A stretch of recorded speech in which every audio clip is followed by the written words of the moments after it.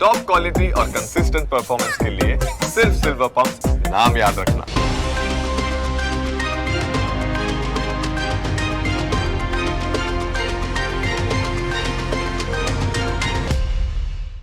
अरे साहेब, આવા ઘણા તો તમે છેલ્લા 3 વર્ષથી ગાઈ રહ્યા છો. શા માટે લોકોને ખોટા વાયદા કરો છો? શા માટે લોકોને ખોટા સપના બતાવો છો? જો કામગીરી ન કરવાની હોય તો લેખિતમાં ના પાડી દો, પણ ખોટા વાયદા ન કરો, કારણ કે તમારા કારણે સામાન્ય પ્રજા પરેશાન થઈ રહી છે. ફક્ત પંચમહાલ જ નહીં, મહીસાગરમાં પણ સિંચાઈ વિભાગના તંત્રએ ખેડૂતોની દશા બગાડી નાખી છે.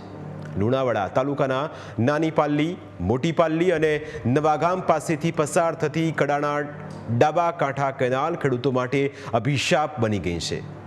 જ્યારે કેનાલ બની ત્યારે તેના પાણીએ અહીં ખેડૂતોના ખેતર હરિયાળા કરી નાખ્યા હતા, પરંતુ છેલ્લા 15 વર્ષથી કેનાલની હાલત ખૂબ જ ખરાબ થઈ ગઈ હોવા છતાં સમારકામ કરવામાં નથી આવતું, અને તેના કારણે છેલ્લા 15 વર્ષથી અહીંના ખેડૂતોની 100 થી 150 એકર જમીન ખેતી માટે તરસી રહી છે. કેનાલમાં ઠેર ઠેર ગાબડા પડી ગયા છે. કેનાલનું પાણી ઉનાળામાં પણ લોકોના ખેતરોમાં ફરી વળે છે.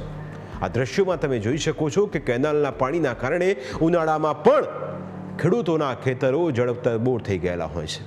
હવે બારેમાસ જ્યારે આવી સ્થિતિઓ રહેતી હોય તો ખેડૂતો વાવેતર કરે કેવી રીતે? લોકોનું કહેવું છે કે તંત્ર કામગીરી તો કરે છે, પરંતુ કામગીરી કરતાં ભ્રષ્ટાચાર વધુ છે. અહીં ડામોર ફળિયા ખાતે કેનાલમાં 3 જગ્યા પર મસ્ત મોટા ભ્રષ્ટાચારના ગાબડા પડ્યા હતા.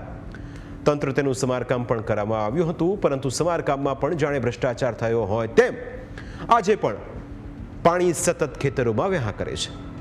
કોન્ટ્રાક્ટરોએ સમારકામમાં પણ કટકી કરી લેતા આજે ખેડૂતોની હાલત ખૂબ જ દયનીય બની ગઈ છે.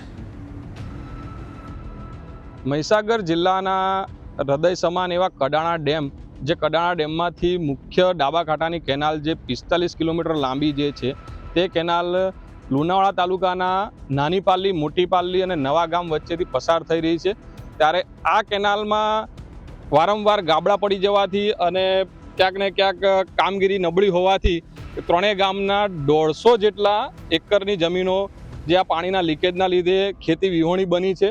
ક્યાંક ને ક્યાંક જોઈ શકાય છે કે હલકી ગુણવત્તાવાળી કામગીરીને લઈને વારંવાર ગાબડા પડે છે.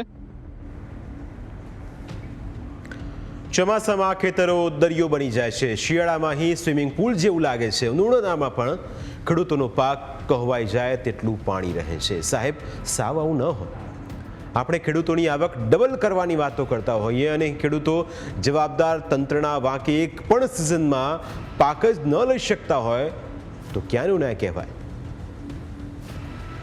તો કેનાલમાં વારંવાર રિપેરિંગ કામ થવા છતાંય પાણી જમજમ થતું, વારંવાર કહેવા છતાં કશું જ કોઈ કાન પર નથી લીધું, ધ્યાન પર નથી લીધું. અમે ઓછું ભણેલા એટલે અમને અશિક્ષિત જેવા સમજી અને કોમ નથી કરતા. હવે ટૂંક સમયમાં કોમ થયેલું હતું તો પણ બી એ ગાબડો પડી ગયો. અત્યારે હાલમાં એક ડીયાને એટલું 4-5 મશીનના એટલું પાણી જાય છે ખેતરને હેડેથી, કશું પાક મળતો નથી. પોન બાજરી ધરંગો થાય છે. સાહેબ, ભોળી પ્રજાને શા માટે છેતરો છો? ભોળા ખેડૂતોએ તમારું શું બગાડ્યું છે? ખેડૂતોને જગતનો તાત કહેવાય છે. તેઓ પોતાના પાકથી અનેક પરિવારોનું પેટ ભરે છે, છતાં તેમની સાથે અન્યાય થાય એ કેવી રીતે ચલાવી શકાય? સાહેબ, અહીં ખેડૂતોની હાલત ખૂબ જ ખરાબ છે. હવે ખેડૂતો તો કહે છે કે અમારે કેનાલ નથી જોઈતી, અમે દેવું કરીને બોર કરાવી લઈશું. પરંતુ આવી સ્થિતિમાં હવે વધારે દિવસો નહીં નીકળે, કારણ કે મોંઘાદાટ બિયારણો, મજૂરી સહિત બીજા ખર્ચા કરીને વાવેતર કર્યા બાદ પણ જો પાકના બદલે અભિશાપ મળતો હોય તો ખેતી કરવાનો કોઈ મતલબ નથી. જો કે આ અંગે જ્યારે અહીંના સિંચાઈ વિભાગના મુખ્ય ઇજનેરને પૂછવામાં આવતા તેમણે દાવો કર્યો કે હવે પછી લીકેજનો કોઈ પ્રશ્ન ન આવે તે પ્રકારની કામગીરી કરવામાં આવશે. આપણે થ્રુ આઉટ લેન જે જગ્યાએ તકલીફ છે એ જગ્યાએ જે બી સ્મોલ પીસીસમાં કામ થતા હશે, પણ આ વખતે આપણે થ્રુ આઉટ લેન્થ વાઇઝ જ પકડી લીધું છે. એટલે આ વખતે પ્રોબ્લેમ 100% પૂરે જે લીકેજ થવાની જે પ્રશ્નો છે એની નિરાકરણ 100% થઈ જશે. અધિકારીઓ દર વખતે આવા દાવા તો કરે છે, પરંતુ દર વખતે ખેડૂતોને નુકસાનીનો સામનો કરવો પડે છે. જ્યારે નુકસાની થાય ત્યારે તો આ અધિકારીઓ ખેડૂતોની હાલત જોવા પણ નથી આવતા. ત્યારે હવે સવાલ એ છે કે ખેડૂતોની આ સમસ્યા ક્યારે અને કેવી રીતે ઉકેલાશે? સમય થયો છે વધુ એક બ્રેક બાદ વાત કરીશું કે અમરેલી અને સુરેન્દ્રનગરની સ્થિતિ કયા પ્રકારની છે.